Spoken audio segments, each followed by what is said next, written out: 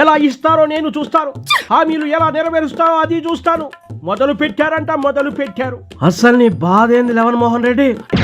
రాష్ట్రాన్ని విచ్చలవిడిగా దోచుకు దెబ్బారు మీరు. ఏం దోచుకోలేదు, ప్రజలకే పంచి ఇచ్చిన.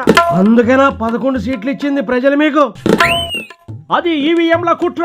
మరి 2019లో మీరు గెలిచింది కూడా ఈవీఎంల కుట్రతోనేనా? అప్పుడు కరెక్ట్ గానే ఉన్నాయి. మాట్లాడితే మీనింగ్ ఉండాలి. అసెంబ్లీకి వచ్చి మాట్లాడు. ప్రతిపక్ష హోదా ఇస్తే మాట్లాడతా. మేం మాట్లాడుతుంటే మధ్యలో గోల చేయిస్తావు. మరి నన్ను చిత్తుగా ఓడించినారు, నాకు మండుతుంది. అందుకే గోల్ చేయిస్తా ఉన్నా. ఒక్క కొత్త కంపెనీని రాష్ట్రానికి తెచ్చారా? కనీసం కట్ డ్రైవర్ కంపెనీ కూడా మీ అధికారంలో తీసుకురాలేదు. మీరే అవి రాకుండా చేశారు. అయినా మాకు కట్ డ్రైవర్లతో పని లేదు. ఏం మాట్లాడుతూ ఉన్నావు సైకోరెడ్డి? రాజధాని నిర్మాణానికి ఒక్క ఇటుకు కూడా పేర్చలేదు నువ్వు.